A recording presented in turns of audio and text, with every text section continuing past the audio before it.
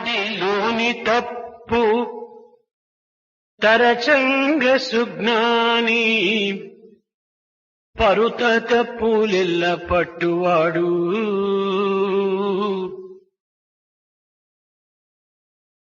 తనను తెలియలేడు తన తప్పు తెలియదు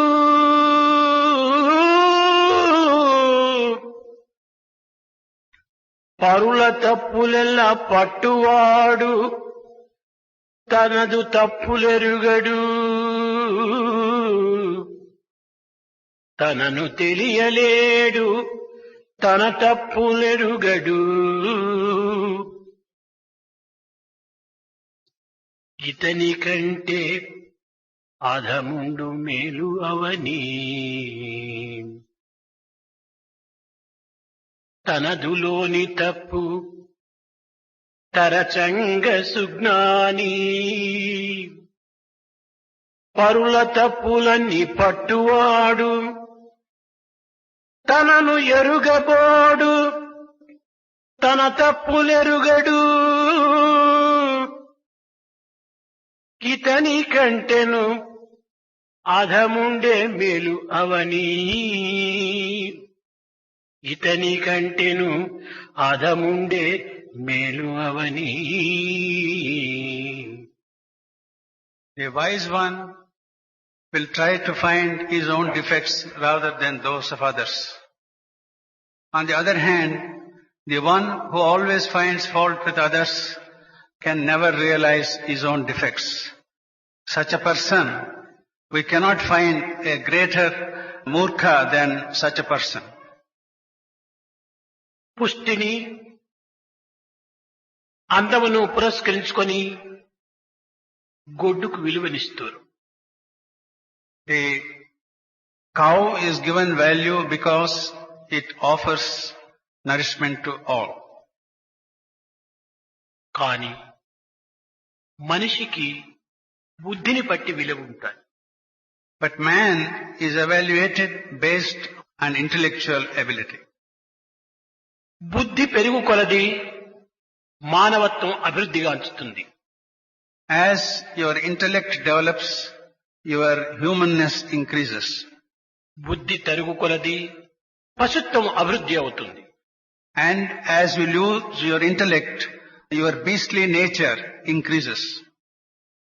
ఎదురు కర్రకు ఎత్తును లావును చూచి విలువనిస్తారు. We give value to the bamboos, seeing its height and its thickness. కానీ చెరకునకు రసమును పట్టి విలువనిస్తారు. But as far as sugarcane is concerned, we give value to it because of the sucrose content in it. ఈనాటి మానవత్వమునకు బుద్ధి యొక్క తత్వాన్ని ప్రవర్తాన్ని గుర్తించుకోలేకపోవటం చేతనే మానవుని యొక్క విలువ దిగజారిపోతున్నది. Because man is not able to realize the value of intellect and morality, the value of man himself is going down. ఆకారం మానవాకారం, బుద్ధి పశుబుద్ధి. The figure is that of a human being, but the intellect is that of an animal. దీనిని ద్విపాద పశువు అంటారు. మానవాకారం కలిగినటువంటి యొక్క పశువు అంటారు. Therefore, we call such a person as a beast with a human form. కనుకనే ఆకారము మానవాకారంగా ఉండినప్పుడు బుద్ధి కూడాను మానవ బుద్ధియే అభివృద్ధి పరచుకోవాలి. Therefore, once we attain the human form, we must develop the human intellect. ఇది త్యాగము చేతను యోగము చేతను మనకు ప్రాప్తిస్తుంది. This we can attain by renunciation and by yoga. త్యాగము అనేటువంటిది మానవునికి జీవితంలో ఒక ప్రధానమైనటువంటి యొక్క పాత్ర. Tyaga, renunciation is one of the most important aspects of human life. ఏ నాటికైనను వస్తువును తానైనను తాను వస్తువునైనను త్యాగం చేయక తప్పదు. At any time in our life, we have to renounce either himself or the one which he values. తాను అట్టి త్యాగ మనస్కుడు కానప్పుడు ప్రపంచమే బలవంతముగా అతనికి త్యాగం చేయిస్తుంది. If a man is not willing to sacrifice by himself, the world forces will compel him to do so. ఇది తప్పినది కాదు. This cannot be escaped. అయితే ఈ త్యాగము దేనిని త్యాగం చేయాలి? When we say renounce, what exactly have we to renounce? బాహ్యమైనటువంటి వస్తువాహనల త్యాగం, Is it merely giving up the లేక external, ఆలుబిడ్డలన త్యాగము, ఆస్తిపాస్తిన త్యాగము? is it merely the external objects which we possess, or the wife and children, or the properties we have? కాదు కాదు. No, no. ఇవి త్యాగము చేయటము అతి సులభమే. To give up these things is quite easy.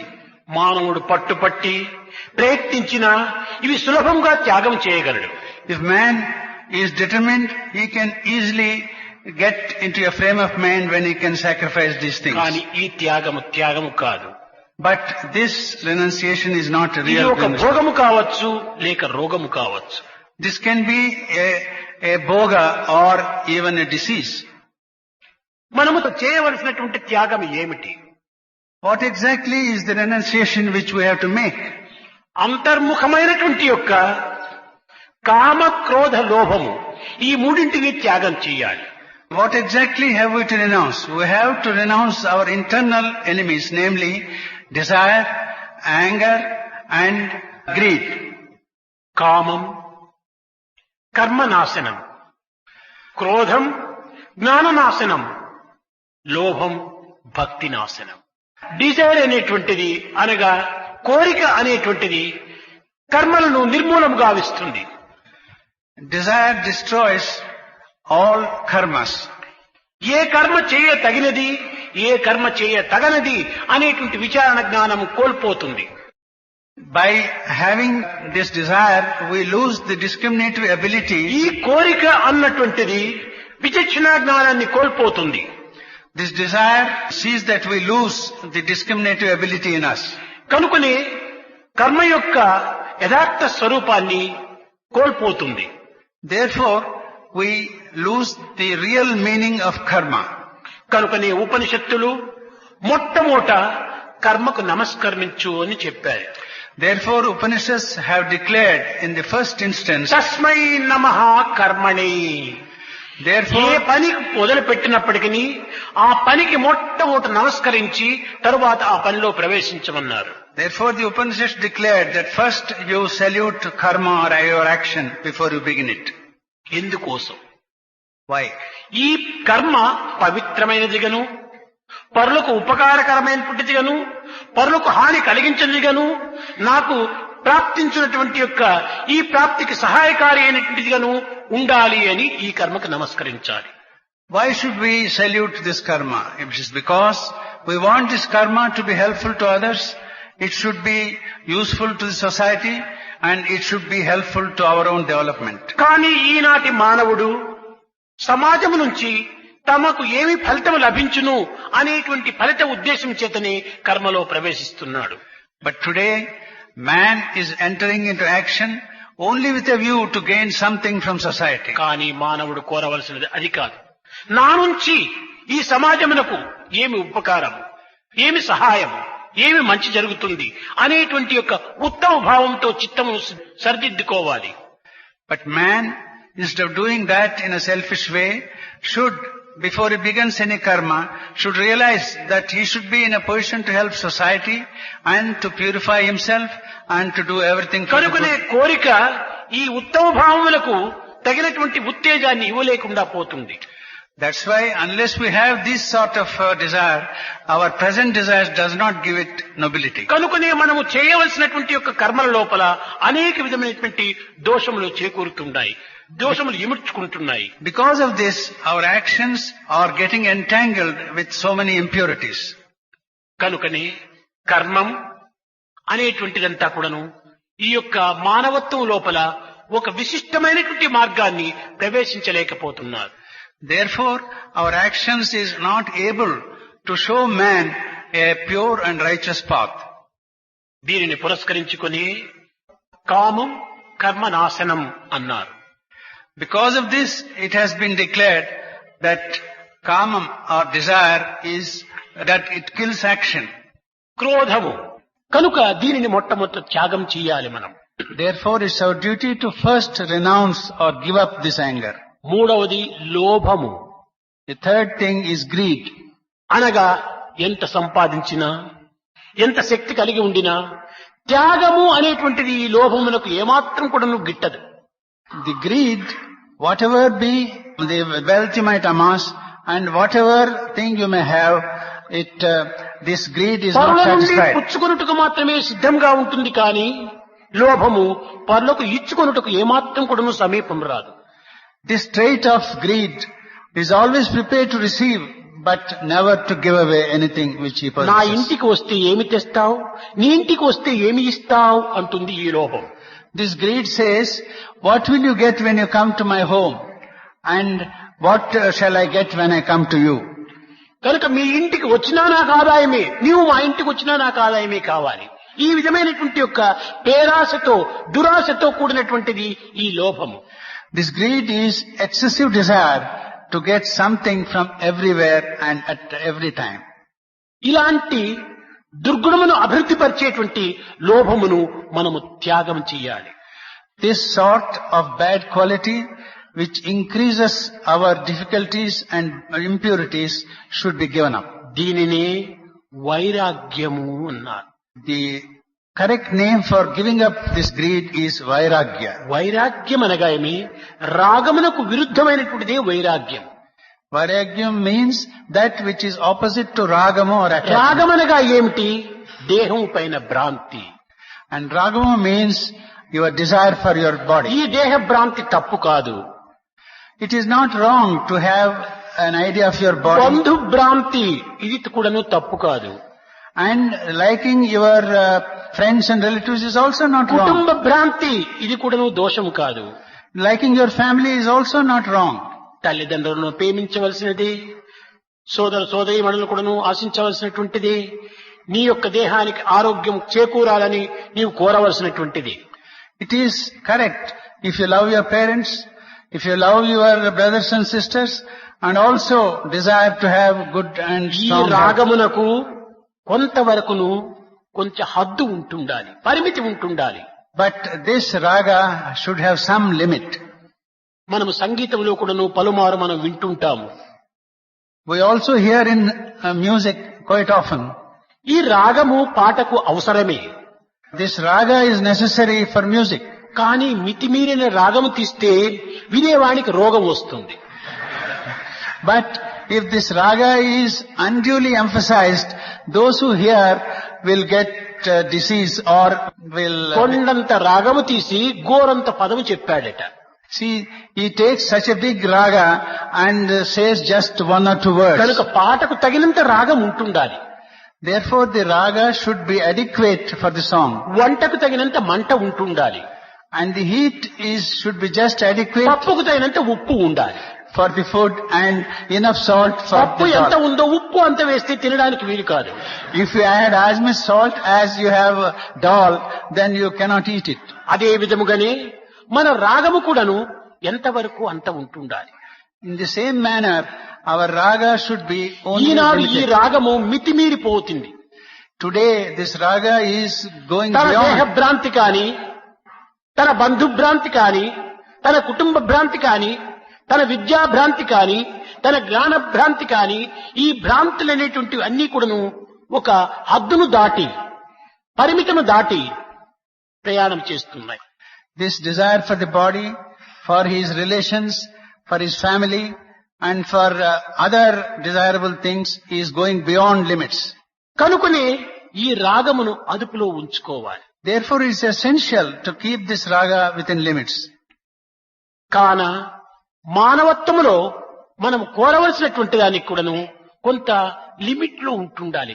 నశ్రేయో నియమం వినా. Therefore, it's necessary that even in humanness there should be certain limits. And therefore it is said that ఇది దురాశగా మారిపోతుంది.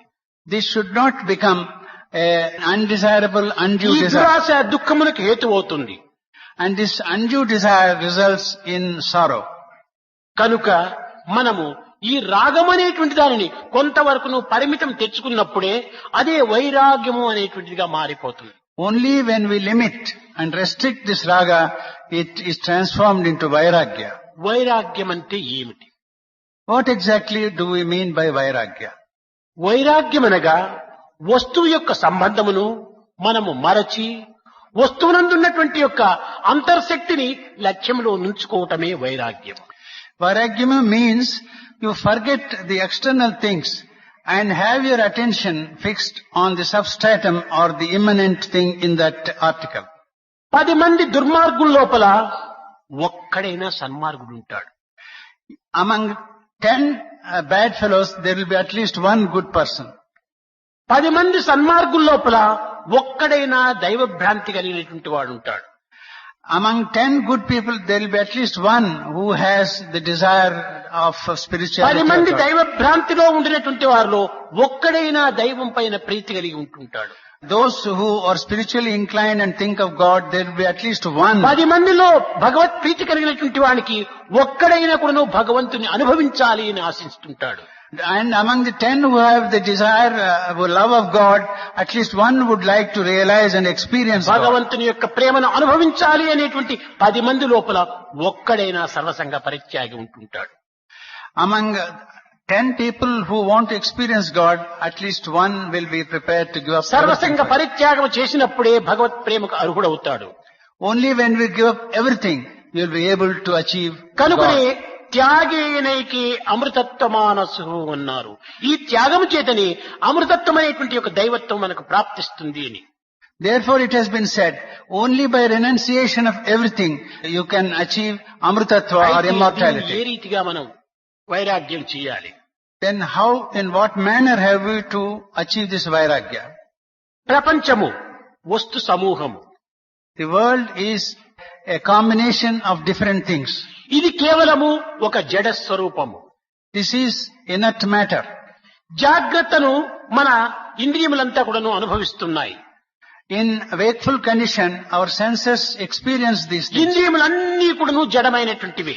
All indriyas are inert in చూచే actuality. నేత్రము జడమే, The eyes with which we see is also వినే inert. చెవులు జడమే, The ears with which we hear is also పలికే inert. నాలుక జడమే, Our tongue is also inert.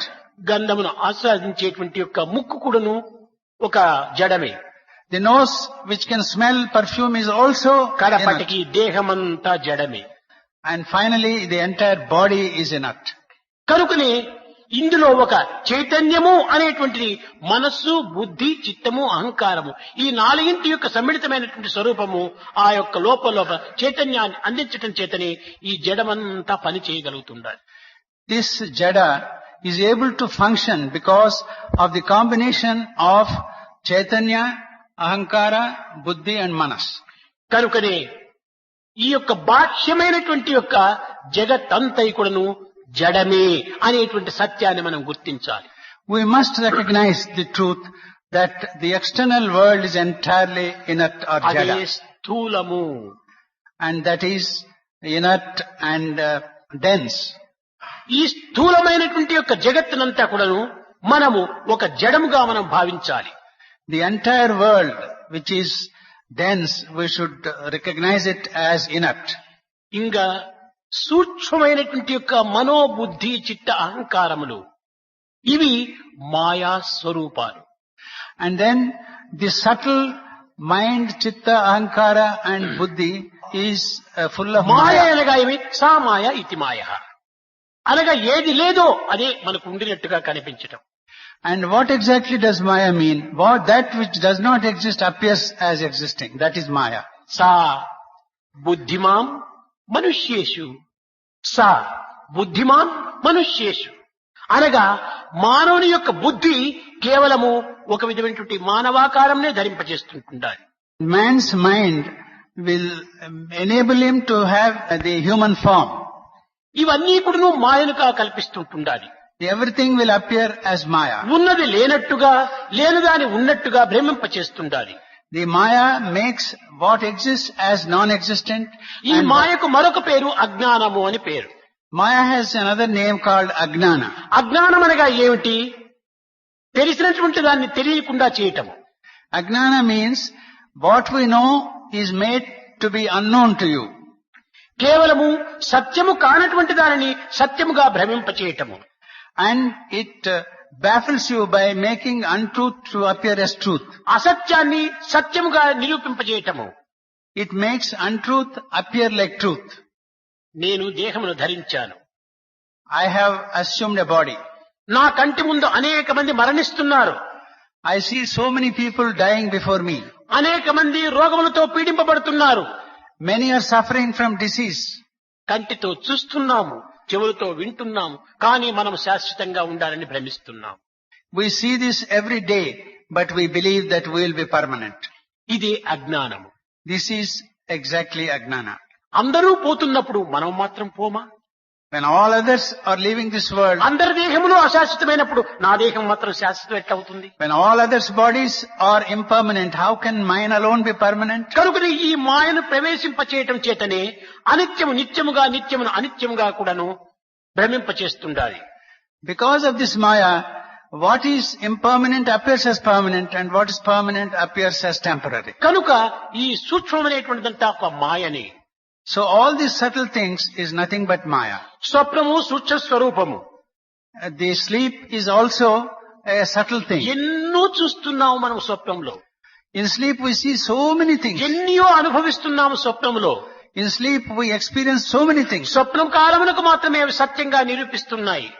Only during sleep it appears as true. జాగ్రత్త వచ్చేటప్పటికి వాటినన్నిటినీ మనం మర్చిపోతున్నాం, అలక్ష్యం చేస్తున్నాం. As soon as we get wakefulness, all that is forgotten and we don't care to అప్పుడు remember. సత్యం అనుకున్నటువంటిది జాగ్రత్తలో అసత్యంగా ఉంటుండాలి. What was considered as true during sleep becomes untrue when we are సత్యములో wakeful. భయపడినటువంటి వ్యక్తిని జాగ్రత్తలో ధైర్యాన్నిగా అనుభవిస్తున్నాడు.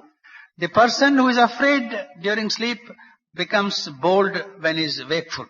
ఇది మాయ యొక్క స్వభావము, అదే మాయ యొక్క రహస్యము. This is the secret and the nature of Maya.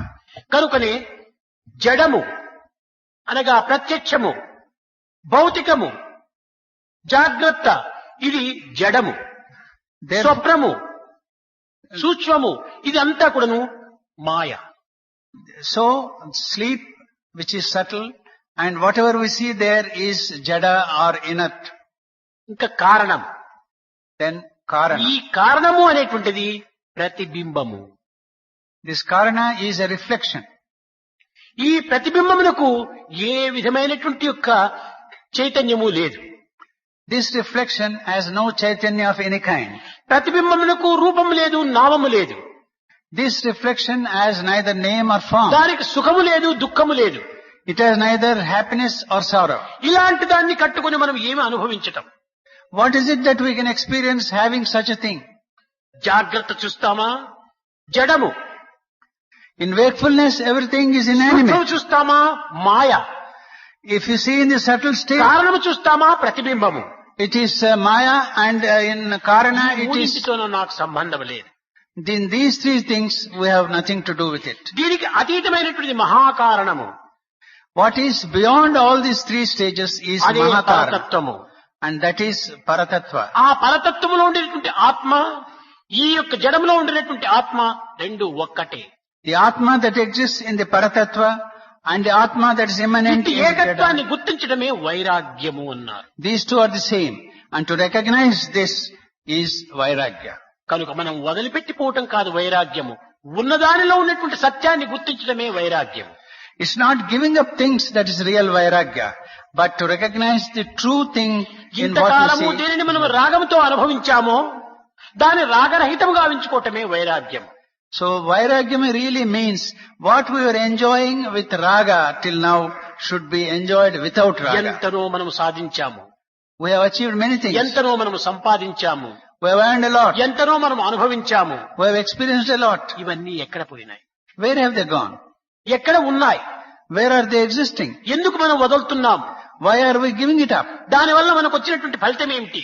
What is the results we get ఈ from it? విధముగైనటువంటి విచారణ సలిపినప్పుడు ఈ వస్తువులు కాని, విషయములు కాని, వ్యక్తులు కాని కేవలము ఒక తెరబొమ్మల వంటివే అని గుర్తించుకోవటానికి వీలవుతుంది. See, when we examine and look deep into these matters, these are nothing but the puppet show which we see on the screen. మధ్యలో వచ్చి పోయేటువంటి కదిలిపోయేటువంటి మేఘములే. These are like passing clouds that come in between. ఈ యొక్క మానసిక తత్వం అనేటువంటి దాన్ని చక్కగా మనం గుర్తించడానికి ప్రయత్నించాలి. We have to take every care to recognize what exactly ఒక is. చెంబులో మనం నీరు పోసుకొని సముద్రంలో కలిపినప్పుడు ఇంకా తిరిగి ఆ చెంబు నీరు మనం తీసుకోవడానికి సాధ్యం కాదు. Once we take some water in a small jug and pour it into the ocean, we cannot get it back into the jug again. మన పొగ ఆకాశంలో చేరిన తర్వాత తిరిగి దానిని మనం వెనుకకు The తీసుకోలేము. smoke, once it goes to the sky, we cannot get it back. తిరిగినటువంటి ఒక యాపిల్ పండును మనం జీర్ణించుకున్న తర్వాత తిరిగి ఆ పండును మనకు లభించదు. The apple which we have eaten and digested, we cannot get it back in the original shape. కానీ మనసు తత్వాన్ని మాత్రము తినడానికి సాధ్యం కాదు, కలపడానికి వీలు లేదు, చేరడానికి అవకాశం కాదు. But the mind and its essence we cannot reach, we cannot digest, or we cannot మనసును understand. ఒకరు అనుభవించడానికి సాధ్యం కాదు. We cannot experience that mind. దానిని అరికట్టుకోవడానికి శక్తి లేదు. We have no capacity to restrict it. సమస్త మానవులు సమస్త జీవులు కూడాను మనస్సుకు స్వాధీనులు కావాల్సిందే కానీ మనసును అరికట్టుకోవటం అనేటువంటిది ఎప్పటికీ సాధ్యం కాదు. Everyone, every living being cannot control the mind. అయితే But మనోనిగ్రహం అని ఎందుకు పెట్టారు? then why have they said you must అది control the mind? నిగ్రహించడం కాదు, అలక్ష్యం చేయటమే నిగ్రహించటం. Nigrahinchitam really means you don't care for it rather than control it. దానిని control చేయటం సాధ్యం కాదు. It's impossible to control the mind. గాలిని ఎవరు చేతిలో పట్టుకోగలరు? Can we clasp the wind in our hand? అదే విధంగానే అనంతమైనటువంటి స్వరూపమైనటువంటి ఈ మనస్తత్వాన్ని ఎవరు నిగ్రహించగలరు? Who can give up this vastness of the mind? సంకల్ప వికల్పంతో కూడినటువంటి మనస్సు అనేటువంటి సత్యాన్ని గుర్తించినప్పుడు సంకల్పాలు లేకుండా చేసుకోవటమే ఆ యొక్క మనసును నిగ్రహించటం. We can give up the mind only when we realize or give ఈ up. సంకల్పంలో రాగముతో కూడినటువంటివి. And these thoughts are, రాగం ఉండినంత వరకు వైరాగ్యం మనకు లభించదు. and as long as we have raga with our అయితే ఆ thoughts, రాగాన్ని కూడా కొంత అదుపులో పెట్టుకోవాలి. even this raga should be under control. మనకు కారు ఉంది, We have a car. Accelerator ఒత్తితే చాలా స్పీడ్ గా పోతుంది. If we press the accelerator, it speeds up. కానీ రోడ్డు యొక్క పరిస్థితిని, ఆ కర్వ్స్ యొక్క దీనిని, అప్స్ అండ్ డౌన్స్ ను మనం లక్ష్యంలో పెట్టుకొని ఆ యాక్సిలేటర్ ఎంతవరకు అంతవరకు యూజ్ చేయాలి. But then we have to be careful to see the exact condition of the road, the ups and downs and the curves, and then only కనుకనే మనం use the ఉన్నటువంటి accelerator. జగత్తులో Therefore, the world in which we live, ఈ జగత్తు అనేక విధమైనటువంటి ఉడుదుడుకులతో కూడినటువంటిది. it is full of ups and downs, this world which we see. అనేక దుఃఖ సంతోషములతో కూడినటువంటిది. It is full of joys and pleasures and sorrows. దానిని పురస్కరించుకొని మన మనస్సును కొంతవరకును అదుపులో ఉంచుకోవటానికి ప్రయత్నించాలి. Knowing this, we should see that we control the mind to some extent. యాక్సిలేటరే లేకపోతే డ్రైవే జరగదు. If we don't have the accelerator, we cannot drive at all. ఉండాలి, కానీ దాన్ని అదుపులో ఉంచుకొని మన ప్రయాణం చేయాలి. Of course, accelerator is necessary, but it should be under control. And అదే then విధంగానే only. మైండ్ అనేటువంటిది మనకు ఉండాలి. Therefore, mind is necessary for us. దానిని తగినటువంటి రూపంలో మనం అనుభవించడానికి ప్రయత్నించాలి, But- ఉపయోగించుకోవాలి. We should know how to use it and how to control it. ఈనాడు మన మనసును ఇష్టానుసారంగా ఉపయోగించుకోవటం చేతనే అనేక విధములైనటువంటి యొక్క దుఃఖములకు, విచారములకు, కష్టములకు గురి అవుతున్నాం. Because we are using our mind without any control whatsoever, we are subject to lot of sorrows, difficulties. And అక్కడనే మనకు బుద్ధి అత్యవసరం. it is here that intellect or discrimination is బుద్ధి essential. మానవుని యొక్క శక్తిని అభివృద్ధి పరుస్తుంది. This intellect enables and strengthens man. మానవత్వం అనగా బుద్ధి యొక్క ప్రభావమే. Humanness means it is the effect ఆ of బుద్ధి intellect. యొక్క ప్రభావం అనేటువంటిది సమస్త జగత్తును తనలోనే ఆవరింపచేసుకుంటుంది. By the capacity of intellect, you can control or to understand the entire world. క్రియ, ఇదే మనసు యొక్క రహస్యం. This is the secret of the mind. మనము ప్రపంచాన్నంతా చుట్టినాము.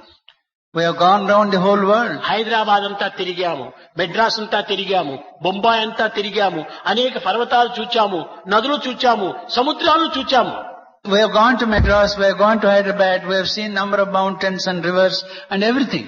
కానీ ఎన్నిన్ని చూచాము, ఎంతెంత దృశ్యాలు మనం చూచామో, ఎంతమంది వ్యక్తులను మనం చూచామో, ఎన్ని యొక్క పదార్థములు చూచామో అవన్నీ కూడాను అతి సూక్ష్మ స్వరూపమై మన మైండ్ లో ప్రింట్ అయిపోయినాయి. But whatever we have seen, the number of people we have seen and the various sights we have seen, it gets imprinted on your mind. ఇంత చిన్న మైండ్ లోపల ఇంత ప్రపంచం యొక్క దృశ్యాన్ని ఏ విధంగా నువ్వు ఇముడ్చుకున్నావు? How in the small mind which you possess you are able to imprint the entire such a big world of, ఇంత పెద్ద పర్వతము నీ యొక్క మనసులో ఉండడానికి ఎక్కడైనా చోటు ఉందా? to have such a big mountain imprinted in your mind, is there enough space in that అనగా mind? మనస్సు అంటే ఎంత విశాలమైనదో మనం గుర్తించడానికి ప్రయత్నించవచ్చు. Therefore we can realize how vast is our mind. ప్రపంచమంతా కూడాను మనస్సులోనే ఇమిడి ఉంటుండాలి. The whole world is immersed in the mind. కనుకనే మనోమూలం ఇదం జగత్, జగత్తంతా మనసు యొక్క ప్రభావమే. Therefore the whole world is the result of our mental thoughts. ఆ జగత్తులో నేను కూడాను ఒకటి, ఈ దేహము. In this world I am also one with the body. ఇంత మనోమయమైనటువంటి ఈ జగత్తులో ఈ దేహం ఎంతటిది? In this huge world, after all this ఈ body, విధమైనటువంటి యొక్క విశాలతను, కొంచెం అణుత్వంను మనం చక్కగా విచారణ చేసినప్పుడే చక్కగా వైరాగ్యం మనకు లభిస్తుంది. only when we deeply think over the whole matter, then we ఇంత realize విశాలమైనటువంటి ప్రపంచంలో ఈ దేహం ఎంతటిది? ఈ అణుమాత్రంగా చూచినప్పుడు మనకి ఎంత అవమానంగా తోస్తుంది. when we realize that we are such a speck in this entire universe, then we feel so humble. కనుకనే వేదాంతము అనోరణీయాన్ మహతో మహీయాన్ అనగా మహత్తులో అతి మహత్తరమైనటువంటిది, అణువులో చాలా అల్పమైనటువంటిది. Therefore, the Vedanta says that is the biggest of the biggest and the smallest of the ఈ smallest. రెండింటికి ఉన్నటువంటి యొక్క తత్వం ఒక్కటే. The real tattva between the two is only one. మర్రి చెట్టు చాలా పెద్దదిగా ఉంటుండాది. మెడ్రాస్ లో మీరు చూచి ఉండొచ్చు థియోసాఫికల్ సొసైటీలో. The banyan tree వటవృక్షం. you might have seen in the Theosophical Society in Madras is a huge one. పెద్ద వృక్షము. It's one of the biggest trees. కానీ అందులో ఉన్నటువంటి విత్తనము చాలా చిన్నది. But the seed that has made it sprout is so small. ఆ చిన్న విత్తనంలోనే పెద్ద వటవృక్షము ఇమిడి ఉంటున్నది. In that small, exceedingly small seed, we have such a huge ఈ tree. పెద్ద వృక్షములో చిన్న విత్తనం ఇమిడి ఉంటున్నది. In this big tree, the small seed is అదే immanent. విధంగానే మన మనస్సు అతి స్వల్పంగా నువ్వు భావించవచ్చును, అందులోపలనే అనంతత్వం ఉంటుండాలి. We may think that our mind is small, but in this small ఈ mind, అనంతత్వమైనటువంటి యొక్క ఈ జగత్తులోనే అల్పత్వమైనటువంటి యొక్క చిన్న అణువు స్వరూపమైనటువంటి మనస్తత్వం కూడా ఉంటుండాలి. in this huge world also, our mind which can take a small shape or unit, అది నేనే, నేను అదే. that is myself and I am the ఈ same. దేహ భ్రాంతి ఉండినంత వరకు కూడాను ఈ ఆనందము, ఈ ఏకత్వం మనకు అర్థం కాదు.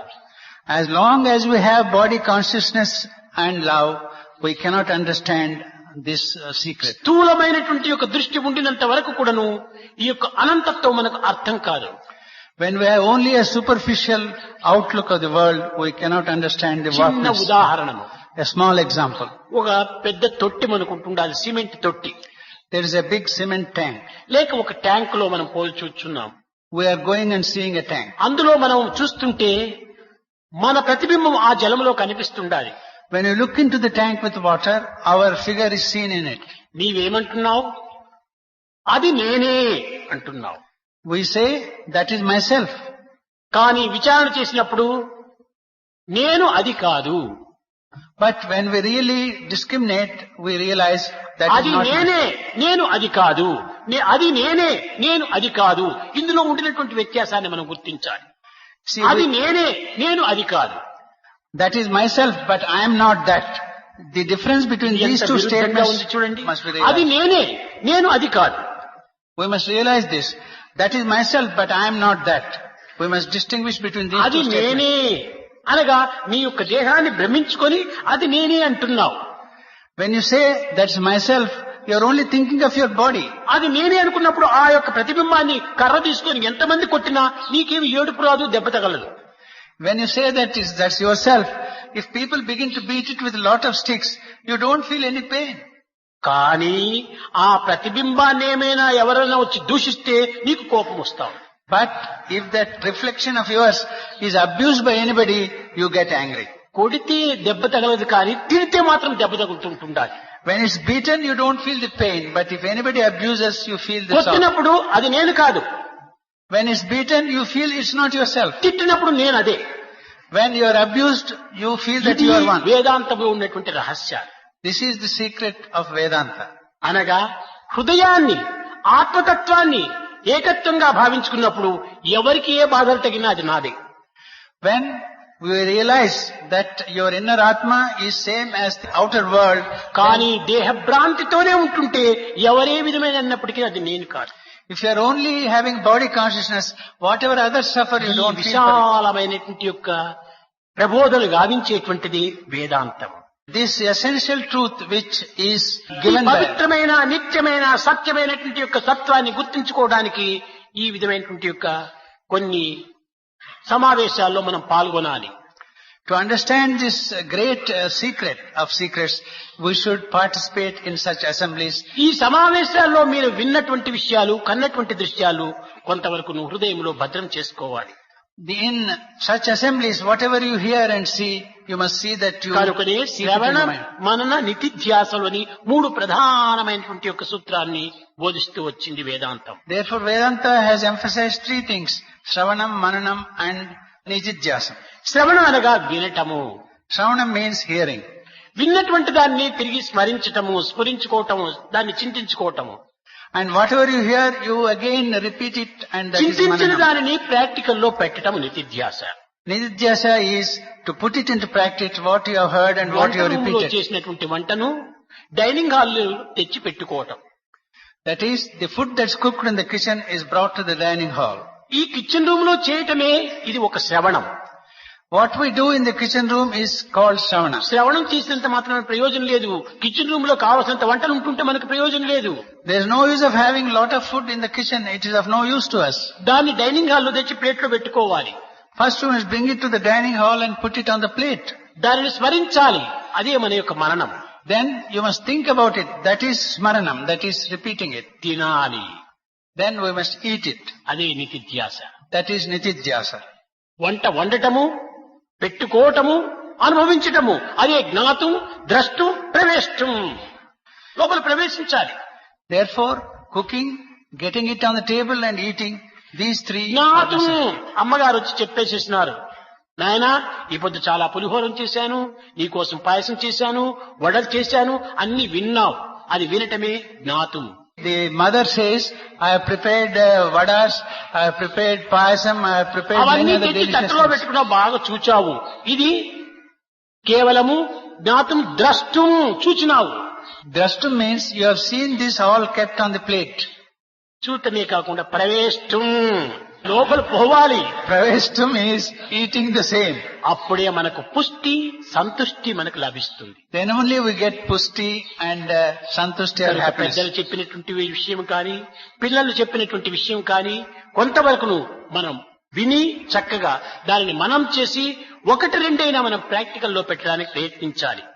Therefore it's necessary that when such good things are spoken to by either elders or even youngsters, we should think of it and practice ఈ at least some of మూడింటి యొక్క them. ఏకత్వమే నిజమైనటువంటి ఆనందానికి మార్గము. This unity in diversity is the real path for happiness. కనుక విద్యార్థులారా, Therefore, వైరాగ్యమనగా మనము అన్నింటినీ వదిలిపెట్టి, ప్రపంచాన్ని వదిలిపెట్టి ఎక్కడో పోవటం కాదు. dear students, therefore Vairagya does not mean that you should give up everything and go somewhere. మనం ఉండినటువంటి స్థితిలోనే ఉండి వస్తువు యొక్క తత్వాన్ని మరచి దాని యొక్క యథార్థమైనటువంటి యొక్క సారాన్ని మనం భుజించటము, అనుభవించటమే వైరాగ్యం.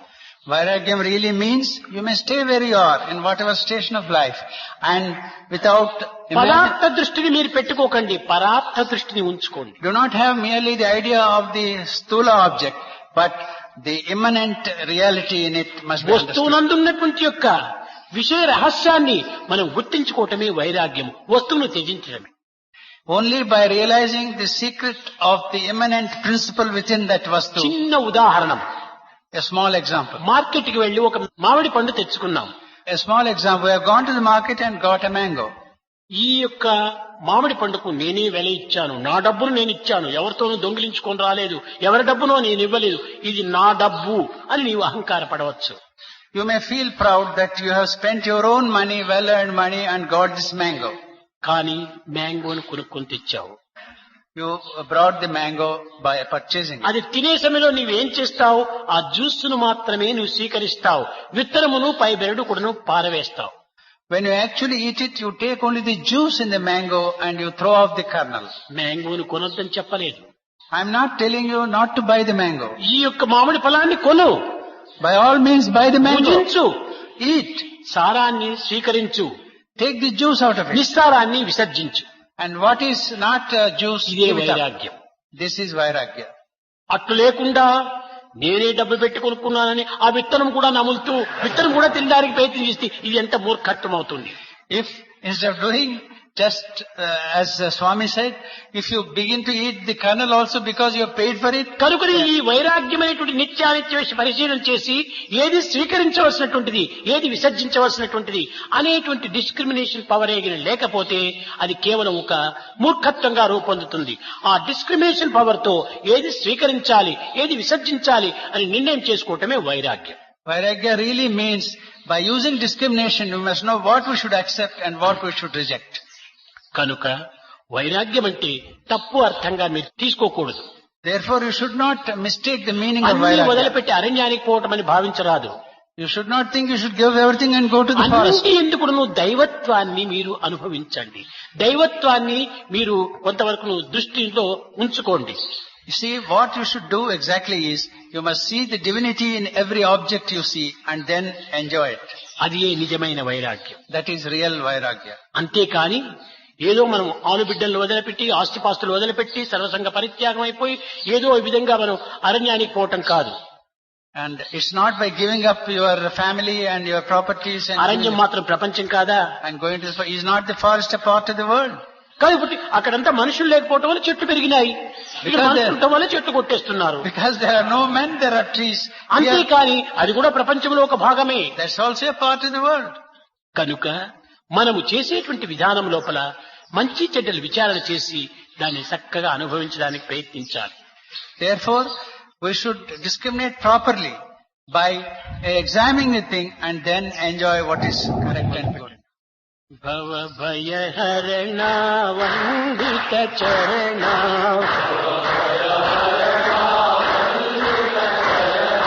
భవ భయ హరణ వందిత చరణ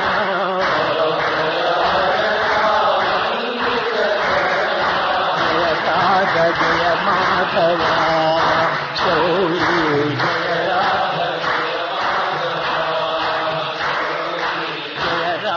జయ మాధవ శౌరీ జయ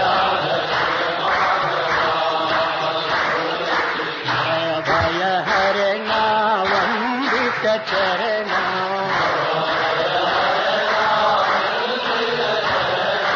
జయ రాధ జయ మాధవ శౌరీ జయ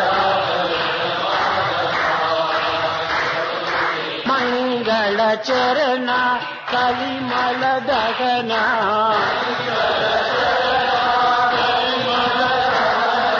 మంగళ చరణ కలిమల దగన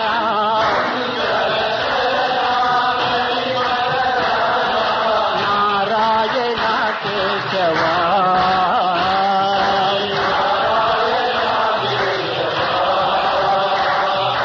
నారాయణ కేశవ